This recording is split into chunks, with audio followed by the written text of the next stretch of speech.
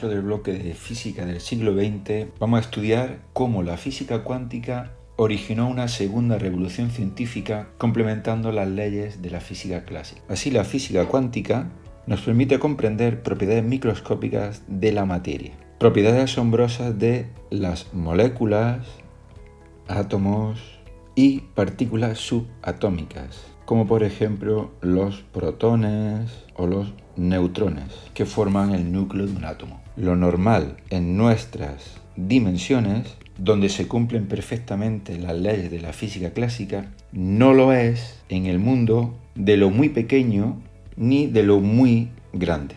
Hablamos por tanto de la física que rige a escala atómica o de lo muy grande, la física que rige los fenómenos que tienen lugar en el universo.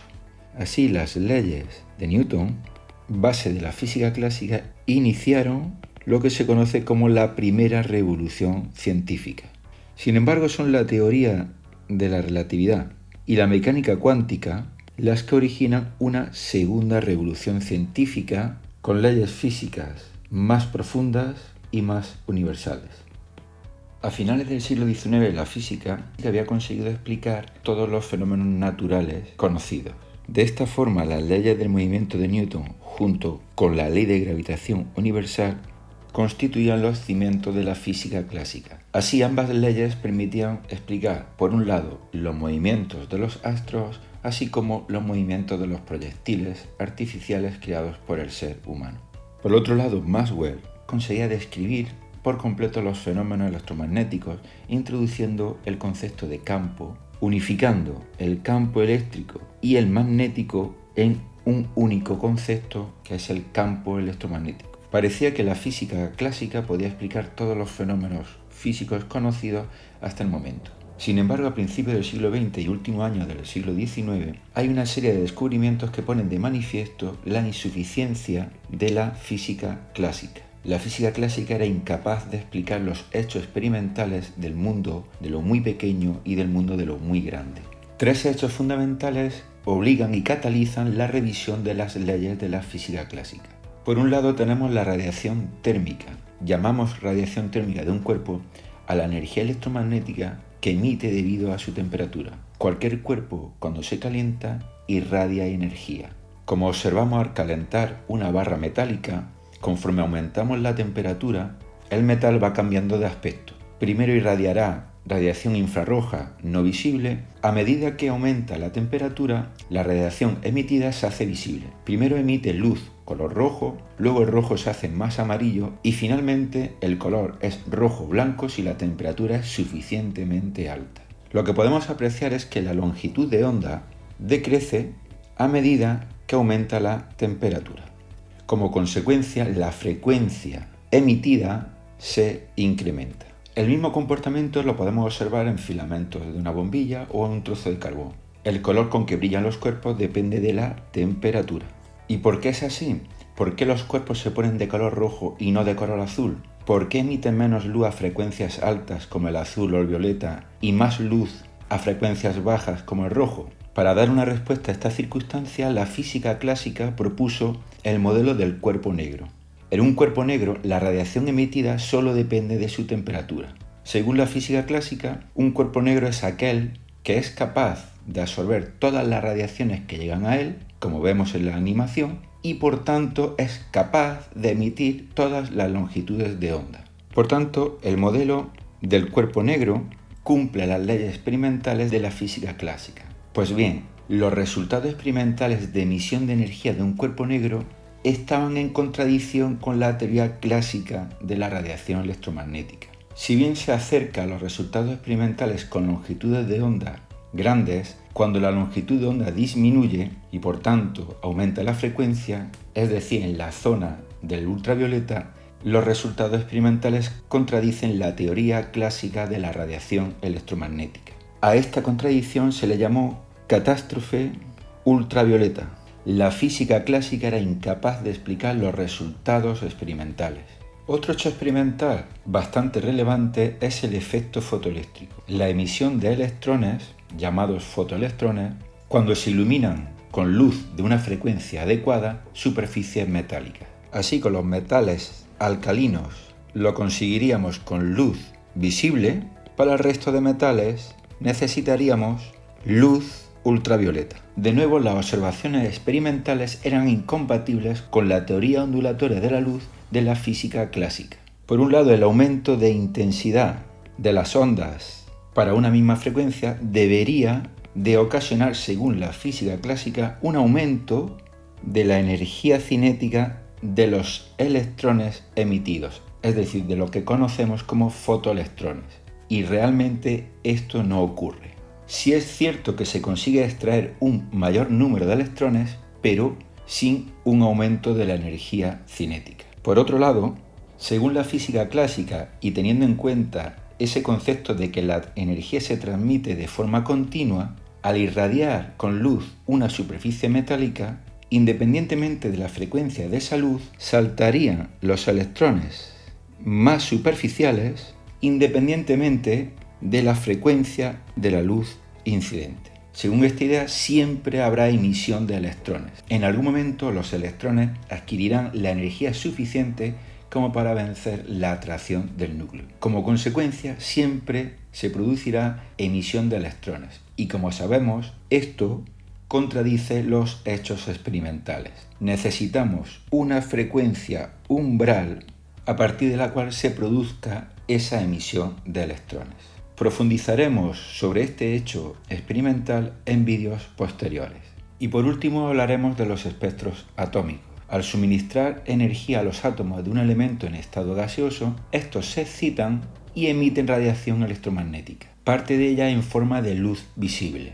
Si analizamos la luz visible en un espectroscopio, como podemos ver en la animación, se obtiene un espectro discontinuo, serie de rayas de distinto color que corresponden a diferentes longitudes de onda. Pues bien, como podemos ver, los átomos ni absorben ni emiten energía de cualquier frecuencia. Cada átomo, en función de su naturaleza, no emitirá cualquier frecuencia, solo unas frecuencias determinadas y siempre las mismas, lo que nos permitirá identificar los átomos y las moléculas gracias a sus espectros atómicos. Este aspecto confirma la naturaleza discontinua de la energía y sería imposible de explicar a través de la física clásica. Debido a todos estos hechos, surge la necesidad de establecer un nuevo concepto de la materia y la energía. Hasta ese momento la materia es todo aquello que nos rodea que posee masa y ocupa un lugar en el espacio. Y se entendía la energía como la capacidad que tienen los cuerpos de realizar trabajo. Ambos conceptos son clave para conocer el mundo que nos rodea. Y aquí es donde vienen cambios importantes. Si hasta ahora conocíamos que la materia es discontinua y está formada por átomos, se establece que la energía también es discontinua y que va a estar formada por pequeños paquetes que denominamos cuantos de energía. Vamos a explicar este cambio de concepto con una animación que nos va a ayudar a entenderlo mucho mejor. Al aplicar energía a una bombilla, el filamento se calienta y emite luz, lo que conocemos como radiación.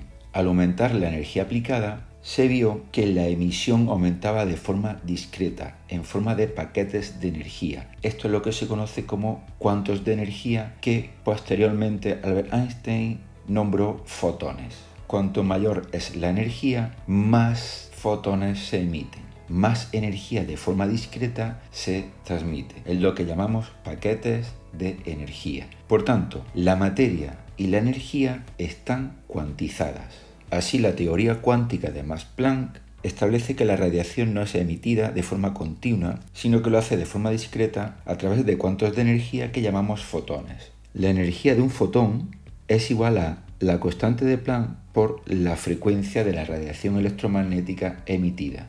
Así tenemos que la frecuencia la medimos como segundo a la menos 1 o hercios, h es la constante de Planck y es igual a 6,62 por 10 elevado a menos 34 julios por segundo utilizando unidades del Sistema Internacional. Teniendo en cuenta esta potencia de 10, podemos considerar que cuando las frecuencias sean pequeñas, el efecto de cuantización de la energía va a ser despreciable. Y podemos pensar que esa emisión de luz es continua, tal como establecía el electromagnetismo clásico. Sin embargo, para frecuencias altas, el efecto de una emisión de radiación discreta es bastante notable y se tendrá que tener en cuenta. Así, los trabajos de Max Planck de Niels Bohr y de Albert Einstein propiciaron una nueva imagen de la naturaleza y fueron pioneros de la física moderna. Así, la mecánica cuántica, la física nuclear y la relatividad fueron la base de la actual comprensión del mundo.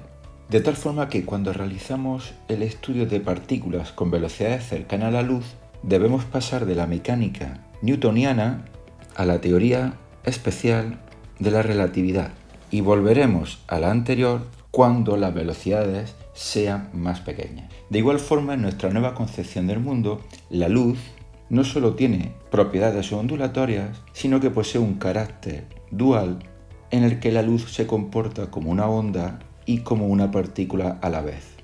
Y por último, la materia no solo tiene propiedades corpusculares, sino que en la materia encontramos la dualidad partícula-onda.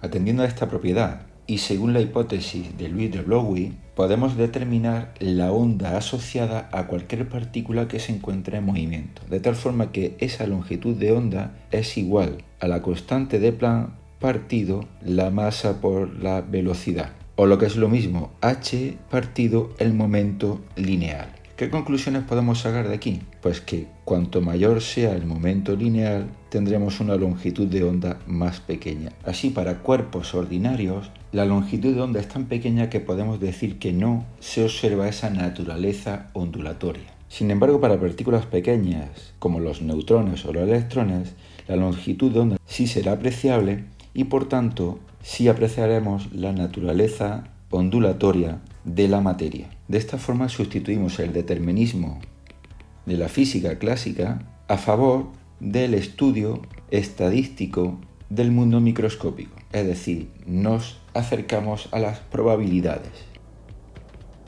De tal forma que, según la física clásica, es posible conocer cualquier fenómeno en función de ciertas leyes. Podemos calcular la velocidad media de un móvil si se conocen el espacio y el tiempo invertido.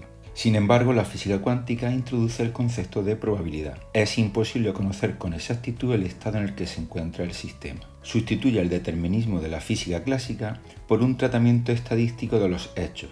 Así, uno de los aspectos más importantes de la mecánica cuántica y consecuencia de la dualidad onda-partícula, tanto en la materia como en la energía, fue enunciado por Carl Heisenberg. Según nos dice, no podemos determinar de forma simultánea la posición y la cantidad de movimiento de una partícula de forma precisa. A esta limitación se conoce como principio de indeterminación de Heisenberg. Así, según la física clásica, un astrónomo puede determinar la velocidad y la posición de un satélite natural que gira en torno a un planeta y podría predecir incluso la posición y la velocidad de ese satélite natural dentro de 20 años. Sin embargo, con la física cuántica no podemos medir con precisión a la vez la velocidad y la posición de un cuerpo. De tal forma que, si quisiéramos realizar ese cálculo matemático de un electrón en torno a un núcleo de un átomo, no podríamos determinarlo. Y no es por limitaciones técnicas, no es una incapacidad técnica para medir esa velocidad o esa posición. Se debe a un principio fundamental de la naturaleza que lo impide. Según Heisenberg, solo podemos determinar simultáneamente las indeterminaciones, de tal forma que la variación de la posición por la variación de la cantidad de movimiento será mayor o igual que la constante de Planck partido 2pi. Si determinamos con exactitud la posición, tendremos menos información sobre la cantidad de movimiento. También podemos aplicarlo a la energía y al tiempo, de tal forma que tendríamos que la variación de energía por la variación del tiempo sería mayor o igual a la constante de Planck partido 2pi. A esto es lo que se conoce como segundo principio de incertidumbre. Podemos decir, por tanto, que la física clásica puede determinar todas las magnitudes relativas de un sistema físico y lo puede hacer de forma simultánea. Sin embargo, la física cuántica no puede determinar de forma simultánea la posición y la velocidad. Una de las consecuencias de esta circunstancia es que en la física clásica sí puedo determinar la trayectoria de un móvil, mientras que en la física cuántica, debido a esta indeterminación, no puedo definir claramente la trayectoria de un móvil.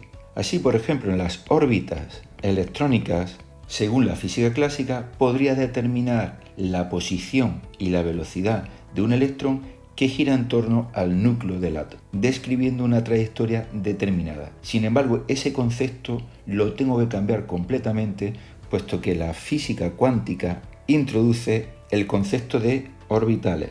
Entenderé por orbitales aquellas regiones del espacio donde la probabilidad de encontrar al electrón es muy elevada. Debido a la dualidad onda-partícula de la materia, nunca tendré la seguridad absoluta de dónde se encuentra el electrón y qué velocidad posee. Como conclusión final diremos que la física clásica sigue siendo correcta siempre que el tamaño de los cuerpos sea mayor que los átomos y que la velocidad a la que se mueva sea menor que la luz.